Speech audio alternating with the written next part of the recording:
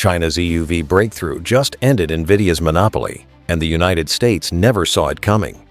For years, America held the ultimate trump card in the chip war, advanced semiconductors that powered every AI system on Earth. NVIDIA sat at the center of this empire, untouchable, unreachable, selling chips that determined which nations would lead and which would fall behind. Then, China did the impossible. They built the machine that wasn't supposed to exist for another decade, and with it, they're about to shatter NVIDIA's stranglehold on the future. But to understand why this changes everything, you need to see just how completely NVIDIA dominated the world. NVIDIA's iron grip. Why these chips control everything. You need to understand something. NVIDIA doesn't just make computer chips. They make the brains behind every artificial intelligence system that matters. Every time you ask ChatGPT a question, every time an AI generates an image, every time a self-driving car makes a split-second decision, there's an NVIDIA chip making it happen. This isn't an exaggeration. This is the reality of modern technology. The crown jewel is called the H100, a single chip, $10,000. And if you want to build cutting-edge AI, you need thousands of them. OpenAI's GPT-4 runs on 25,000 H100 chips working together. That's $250 million just in processing power. You heard that right. $250 million in chips alone. And that doesn't include the servers, the cooling systems, or the electricity to run them. But here's what makes NVIDIA truly untouchable. They don't just lead the market, they own 80% of it. Their data center revenue hit $60 billion in a single year. That's more than the entire GDP of countries like Sri Lanka or Kenya. You heard that right. One company's chip division, out-earning entire nations. And China? China needed these chips more desperately than anyone. Because while the United States and Europe were racing ahead in AI, China was building something even more ambitious. Facial recognition systems tracking hundreds of millions of people across thousands of cities. Autonomous vehicle networks that would dwarf anything Tesla dreamed of. Military AI systems that could coordinate drone swarms, analyze satellite imagery, and process battlefield data faster than any human commander. Every single one of these systems ran on NVIDIA chips. This wasn't just about staying competitive. This was about survival as a technological superpower. Fall behind in AI, and you fall behind in everything. Economic growth, military capability, social control, global influence. Beijing understood this better than anyone. They were willing to pay any price, jump through any hoop, make any deal to keep those NVIDIA chips flowing into Chinese data centers. But then they couldn't, because America had been watching, and America had a plan. And that plan was about to turn China's technological ambitions into a nightmare. The export ban. How America weaponized NVIDIA. October 2022, the Biden administration dropped a bomb on China's tech industry that nobody saw coming. With the stroke of a pen, the most advanced NVIDIA chips became forbidden fruit. No more H100S. No more A100S. Nothing that could power cutting-edge artificial intelligence would cross into Chinese hands. This wasn't a trade dispute. This was economic warfare disguised as national security policy. The rules were brutal and specific. Any chip that could perform more than a certain number of operations per second, banned. Any chip designed specifically for AI training, banned. And just to make sure there were no loopholes, the United States pressured NVIDIA to create special downgraded versions for the Chinese market. Enter the A800 and H800. These were NVIDIA's regular chips, deliberately crippled. The interconnect speed, the thing that lets chips talk to each other and work together, was slashed by 30 to 40%. Imagine buying a Ferrari with the engine governors locked, so it can't go faster than 60 miles per hour. That's what China was getting. Expensive, prestigious, and fundamentally hobbled. But China was desperate. Their tech giants, Baidu, Alibaba, Tencent, they bought these neutered chips by the thousands anyway. What choice did they have? Even a crippled NVIDIA chip was better than the alternatives, even at inflated prices, even knowing they were falling further behind every single day. Then the smuggling started. Chinese companies began buying chips through third countries. Servers purchased in Singapore quietly shipped to Shenzhen. Shell companies in Vietnam placing massive orders, then redirecting them across the border. Individual chips hidden in laptops, carried by travelers, smuggled like contraband. The black market exploded. A chip that cost $10,000 officially was selling for $20,000 under the table. You heard that right. Double the price just to get around American restrictions. U.S. Customs went into overdrive. Seizures at ports, arrests of executives, companies blacklisted overnight. The Commerce Department added hundreds of Chinese firms to the entity list, cutting them off from American technology entirely. And in 2023, the Biden administration closed every remaining loophole. New rules targeted the cloud computing companies. New rules went after the semiconductor manufacturing equipment. New rules made it illegal for American citizens to even help Chinese companies design advanced chips. The noose was tightening. For Beijing, this was humiliation on a global stage. Here was China, the world's second-largest economy, reduced to begging for scraps and smuggling chips like a criminal enterprise. Their AI researchers watching helplessly as American and European competitors pulled further ahead. Their military planners realizing that the technological edge they needed for future conflicts was slipping away. But America had made one critical miscalculation. The chip ban wasn't just cutting off China's supply. It was teaching them exactly what they needed to build for themselves. And the lesson they learned wasn't about NVIDIA chips. It was about the machines that make those chips possible in the first place. The ASML wall, the ban that was supposed to last forever. Here's the dirty secret about the chip ban. It only worked because of one machine. A machine so complex, so impossibly difficult to build, that only one company on the entire planet knows how to make it. That company is ASML, and they're based in the Netherlands. The machine is called an EUV lithography system, and without it, you cannot make the chips that power modern AI. Let me explain why this machine is the real choke point. When you make a computer chip, you're essentially printing circuits onto silicon wafers. But these circuits are microscopic. We're talking about features that are 5 nanometers wide. That's 50,000 times thinner than a human hair. You heard that right, 50,000 times thinner. To print something that small, you need light with an incredibly short wavelength. That's where EUV comes in. Extreme ultraviolet light at 13.5 nanometers. Getting light at that wavelength requires vaporizing tiny droplets of molten tin with a 50 kilowatt laser, 50,000 times per second, in a vacuum chamber, with precision measured in fractions of atoms. Each ASML EUV machine weighs 180 tons, contains 100,000 parts from 5,000 different suppliers across 40 countries, requires 40 freight containers to ship, takes an entire year to install and calibrate, and costs $380 million. $380 million for a single machine. That's more than the cost of a Boeing 787 Dreamliner. You heard that right. This machine costs more than a commercial airliner. And here's the kicker. ASML is the only company that can build them. They've spent 30 years and tens of billions of dollars developing this technology. IBM tried and failed. Intel tried and gave up. Japanese companies poured money into it and walked away. The technology is so specialized, so dependent on suppliers and expertise scattered across the world, that nobody else even comes close, which made it the perfect weapon. In 2019, under intense pressure from Washington, the Dutch government banned ASML from selling EUV machines to China. Not just restricted, banned outright, zero exports. The doors slammed shut. And this wasn't just about hurting China today. This was about making sure they could never catch up. Because without EUV, you're stuck making 7 nanometer chips. Maybe 5 nanometer if you push older technology to its absolute limit. But NVIDIA's chips? They're built on 5 nanometer, 4 nanometer, and they're moving to 3 nanometer processes. Each generation smaller, faster, more efficient. China's chip makers were frozen in time while the rest of the world kept advancing. The Western intelligence consensus was unanimous. China was 10 to 15 years behind in EUV technology, maybe permanently.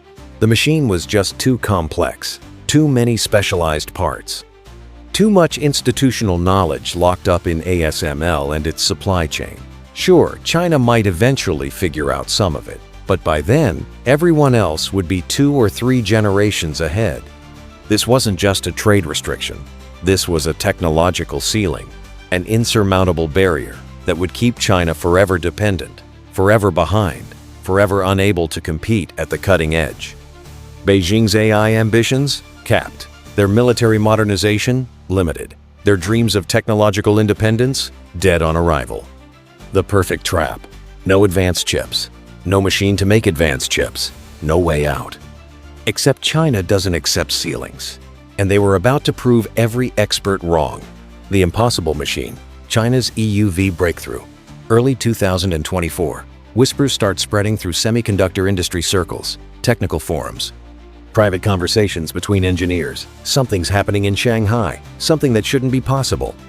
SME, Shanghai Microelectronics Equipment Group.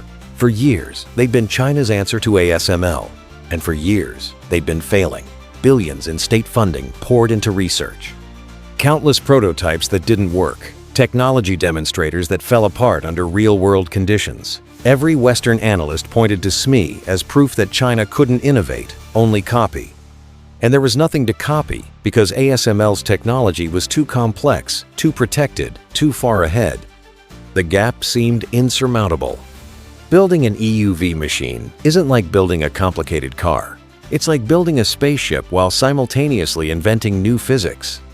You need mirrors polished so smooth that if you scaled them up to the size of Germany, the biggest imperfection would be less than a millimeter tall. You need laser systems that fire with nanosecond precision. You need vacuum chambers that maintain conditions cleaner than outer space. You need optical systems that can focus light while compensating for heat, vibration, and the quantum effects of the photons themselves. And you need all of this to work together perfectly, 50,000 times per second, 24 hours a day, without failing. China had none of this expertise. Their suppliers couldn't make the specialized mirrors. Their laser technology was generations behind. Their vacuum systems weren't precise enough. Their optical engineering wasn't advanced enough. Every single subsystem needed for EUV was beyond their capability. Or so everyone thought. But then came the leaks. Technical specifications appearing on Chinese engineering sites. Performance benchmarks that seemed too good to be true. Patents filed by SME showing completely different approaches to EUV generation, not copying ASML's tin droplet laser system, but using alternative plasma sources, different mirror configurations. Novel ways of achieving the same impossible precision through entirely different engineering paths. The skepticism was immediate and fierce. It's vaporware. The specs are fake. Even if they built something, it'll never work at production scale. They're lying to save face. Then came the verification. Independent sources in Japan and South Korea, countries with their own advanced semiconductor industries, confirmed it. SMEE had working EUV prototypes, not just lab experiments. Actual machines that could pattern 5-nanometer features on silicon wafers. SMIC, China's largest chipmaker, was already running test production lines using them. The machines weren't identical to ASML's. They used different technology paths, different engineering solutions, but they worked. And the chips coming off those test lines matched the quality of chips made with ASML equipment. The timeline collapsed overnight. 10 to 15 years became zero. The impossible became reality. And it wasn't just one breakthrough. China had built an entire domestic supply chain in secret. Companies making specialized mirrors, laser systems from Chinese manufacturers, vacuum equipment, optical components, precision mechanics, all developed simultaneously by different firms coordinated through state industrial policy. 5,000 suppliers that didn't exist 5 years ago, now producing components that Western experts said China couldn't make. Mass production timeline? 2025. Next year. Not a decade from now. Not 5 years. Next year. The realization hit the semiconductor industry like a seismic shock. China had done it. They'd climbed the unclimbable mountain, built the unbuildable machine, achieved in 5 years what took ASML 30. But this wasn't just about one machine. Because with EUV capability, China suddenly didn't need NVIDIA anymore, and NVIDIA's worst nightmare was about to become reality. The end of NVIDIA's monopoly. What happens next? Let's be clear about what just changed. With EUV machines, China can now make chips that match NVIDIA's performance. Not almost. Not close enough. Match them. And they're about to flood the market with alternatives that cost half as much. Huawei's Ascend 910C. This chip has been in development for 2 years, waiting for one thing: the ability to manufacture at 5 nanometers. Performance benchmarks leaked last month show it running neck and neck with NVIDIA's H100 in AI training tasks. Not quite as fast in every scenario, but close enough that the price difference makes it irrelevant. And that price difference? Devastating. NVIDIA charges $10,000 for an H100. Huawei can sell the Ascend 910C for $6,000, maybe $5,000, and still make a profit. Because they're not dealing with TSMC's Taiwanese manufacturing costs, they're not paying NVIDIA's 40% profit margins. And they have the full backing of the Chinese government, subsidizing production to gain market share. But Huawei isn't alone. More threads. Biren Technology. Cambricon. Chinese chip companies that spent years stuck behind the technological wall suddenly unleashed with access to cutting-edge manufacturing. They've been designing advanced chips for years, just waiting for the ability to actually make them. Now, they can. The floodgates are opening. And here's where it gets catastrophic for NVIDIA. China isn't just going to use these chips domestically, they're going to export them. Belt and Road Initiative countries, the 60-plus nations tied into China's economic sphere, will have access to AI chips at half the price of American alternatives. Pakistan, Indonesia, Thailand, Brazil, dozens of developing nations that want to build AI capability but can't afford NVIDIA's prices. Even countries allied with the United States will face pressure. Why pay $10,000 per chip when you can get equivalent performance for $5,000? Especially when your competitors are doing exactly that. NVIDIA's $5.5 billion Chinese market? Gone overnight. Chinese companies aren't going to buy crippled A100 seconds when they can get superior domestic chips with no export restrictions. But that's just the beginning of the hemorrhaging. Global market share starts eroding, first in Asia, then in price-sensitive markets worldwide. Then even premium customers start questioning why they're paying double for chips that aren't meaningfully better anymore. NVIDIA's pricing power, the ability to charge whatever they want because customers have no choice, evaporates.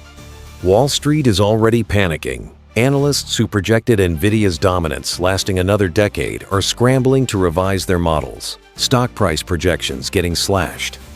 The monopoly premium that inflated NVIDIA's valuation, built on the assumption that nobody could compete, is suddenly looking shaky. But for Jensen Huang, NVIDIA's CEO, the real nightmare isn't just competition, it's how fast this happened. NVIDIA spent 20 years building their CUDA software ecosystem, their brand dominance, their technological moat. They thought they had another decade at least before any serious challenger emerged. They planned their R&D spending, their fab partnerships, their market strategy around being the unchallenged leader until 2030 or beyond. China just erased that timeline, and they did it while everyone was watching, convinced it couldn't happen. The chip war just flipped. America thought they'd lock China out of advanced semiconductors permanently. Instead, they created the most motivated, well-funded competitor in history. One that doesn't play by market rules. One that will undercut prices, subsidize exports, and do whatever it takes to break Western semiconductor dominance. And the most terrifying part? US intelligence never saw it coming. The intelligence failure. Why America never saw this coming. The CIA got it wrong. The Pentagon got it wrong. The Commerce Department, the National Security Council, every intelligence agency and policy advisor tracking Chinese technology got it catastrophically wrong. Their assessments were unanimous. China was 10 to 15 years behind in EUV technology. The gap was insurmountable, the technical challenges too complex, the supply chain too globally distributed. China could throw money at the problem all they wanted, but this was one barrier they couldn't overcome through sheer determination and state funding. They believed it so completely that they built an entire containment strategy around it. The assumptions ran deep. Chinese technology always copies, never innovates. They reverse engineer, they steal IP, they flood markets with cheaper versions of things others invented. But true breakthrough innovation? Not their strength, especially not in something as cutting-edge as extreme ultraviolet lithography. So when intelligence reports showed China investing $150 billion into their semiconductor industry, Washington dismissed it as waste, money thrown at an impossible problem. Sure, they'd make incremental progress, maybe catch up to where the West was 5 years ago, but bleeding-edge technology? No chance. The signs were there. They just didn't want to see them. Thousands of Chinese engineers returning home from Intel, from NVIDIA, from ASML itself. Top talent leaving six-figure Silicon Valley salaries to work in Shanghai and Shenzhen. Why? Because Beijing was offering them something more valuable than money. The chance to build China's technological independence. Patriotic duty, combined with blank checks and state-of-the-art facilities. The brain drain was happening in reverse, and nobody in Washington took it seriously. Reports of incremental progress from SME were dismissed. They're still using DUV technology. They're years away from EUV. Until they weren't. Technical papers published by Chinese researchers showing novel approaches to plasma generation, to mirror polishing, to vacuum system design were filed away as interesting but impractical.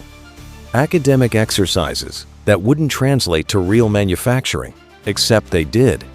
But here's the real intelligence failure. America never understood what the sanctions would actually do.